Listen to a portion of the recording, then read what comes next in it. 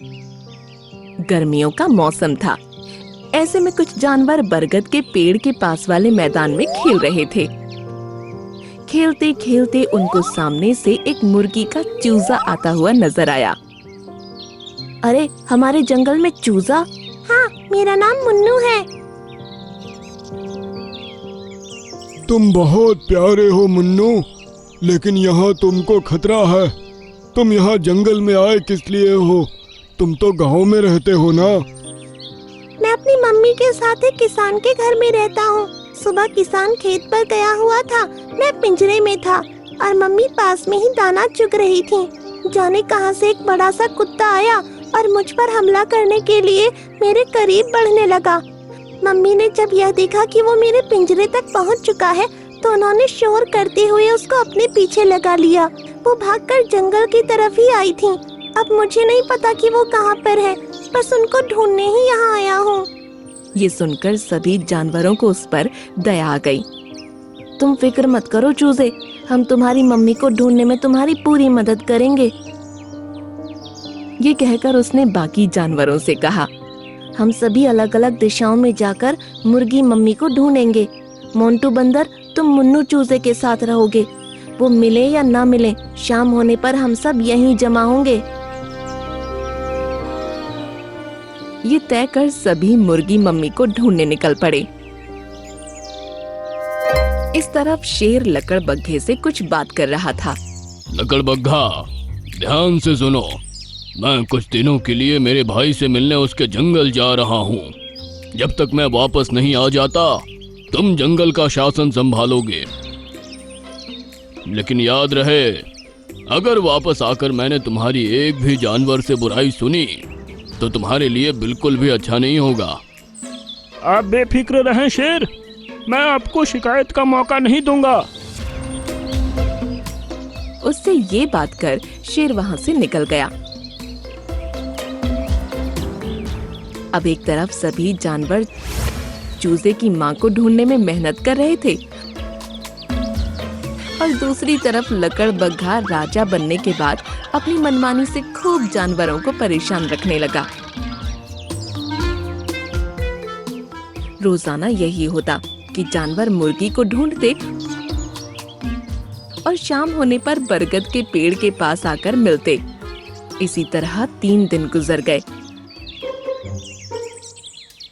अब लकड़बग्घा सोचने लगा कि जब शेर वापस आएगा तो वो उसका सामना कैसे करेगा। मैं तो बुरा फंसने वाला हूँ। शेर वापस आएगा तो जानवर मेरे बारे में उसके कान भरना शुरू कर देंगे। ऐसा क्या किया जाए कि शेर आते ही मुझसे खुश हो जाए और जानवरों की बातों पर ध्यान ना दे। कुछ देर सोचने के बाद उसको एक आइडिया आया और वो गुफा से निकल गया।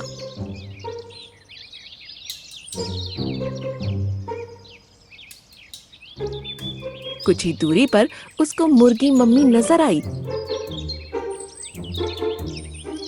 उसी टाइम मोंटू बंदर भी वहां मुर्गी मम्मी को ढूंढता हुआ गुजर रहा था। अरे मुर्गी मम्मी, तुम यहाँ हो?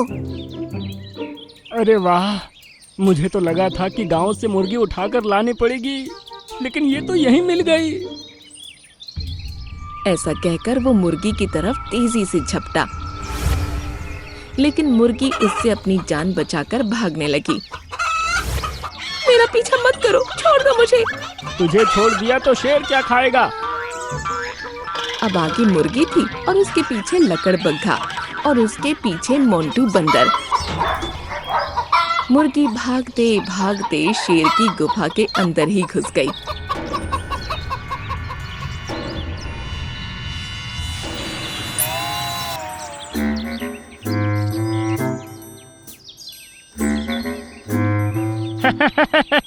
ये अच्छा हुआ कि ये अपने आप ही गुफा में पहुंच गई।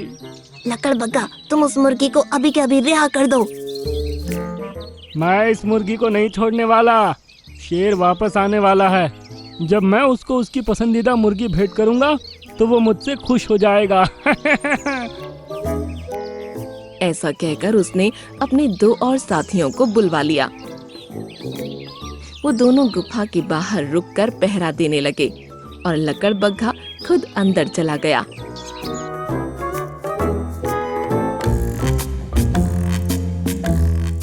डरो नहीं, मैं तुमको नहीं मारूंगा। तुम्हारा शिकार तो खुद शेर आकर करेंगे। मोंटू बंदर अब तेजी से बरगद के पेड़ की तरफ भागा।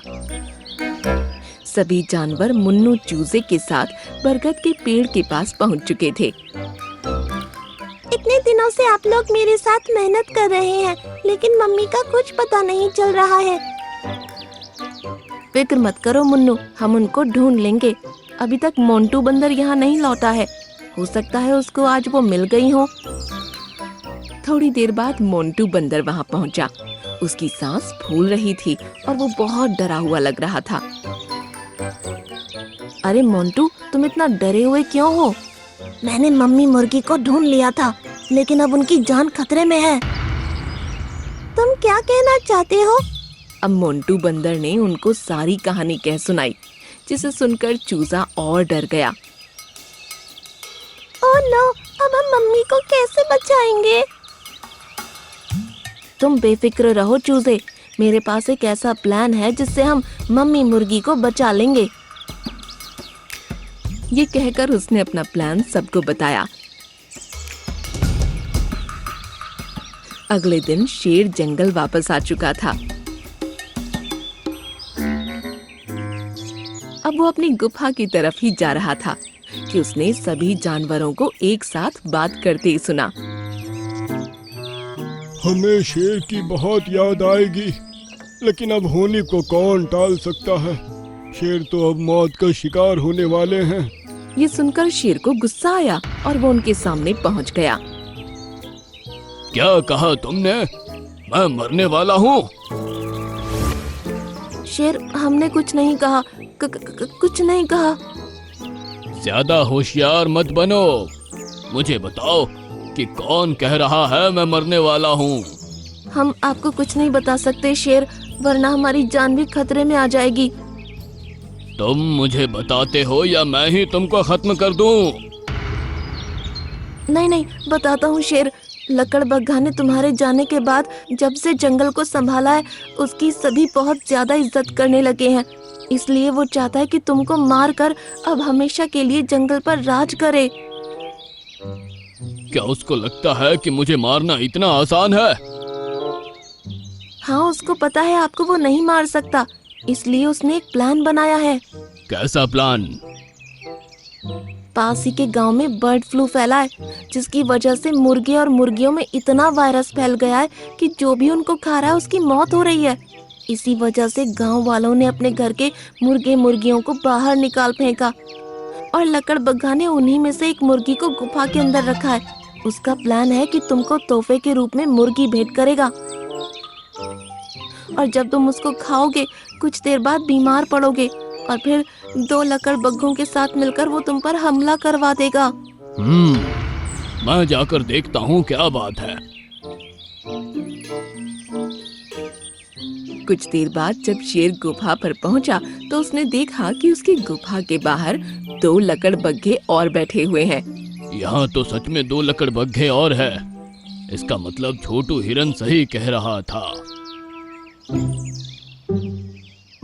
वो गुफा के अंदर पहुंचा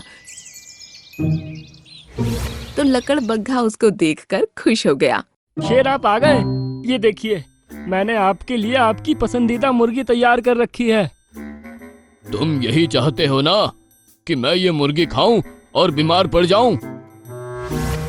ये आप कैसी बातें कर रहे हैं? मुझे बीमार करके अपने 2 लकड़बग्घे दोस्तों के साथ मिलकर मुझे खत्म कर दोगे? यही चाहते हो ना? लेकिन अफसोस, ऐसा नहीं होगा। ऐसा कहकर शेर उस पर झपट पड़ा और उसको वहीं ठंडा कर दिया। ये देख उसके दोनों दोस्त वहाँ से भाग निकले। तुम यहाँ किस लिए रुकी हो? जल्दी से यहाँ से निकल जाओ, वरना मेरी तबीयत खराब हो जाएगी। ये सुनकर मुर्गी खुश हो गई और वहाँ से भाग निकली। वो कुछ दूरी पर चली ही थी कि उसको सामने से मुन्नू चूजा नजर आया।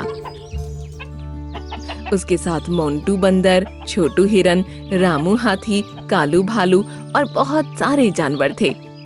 मेरे बच्चे, मम्मी। दोनों माँ बेटे एक दूसरे से मिलकर बहुत खुश हुए। आप सभी का बहुत बहुत शुक्रिया। आपकी वजह से ही मैं फिर से अपनी मम्मी से मिल पाया हूँ। तुम्हारा धन्यवाद मुन्नू, हमसे मिलने भी आगे आते रहना। उसके बाद सभी जानवर खुशी खुशी दोनों को जंगल की सरहद के पार छोड़ने चले गए।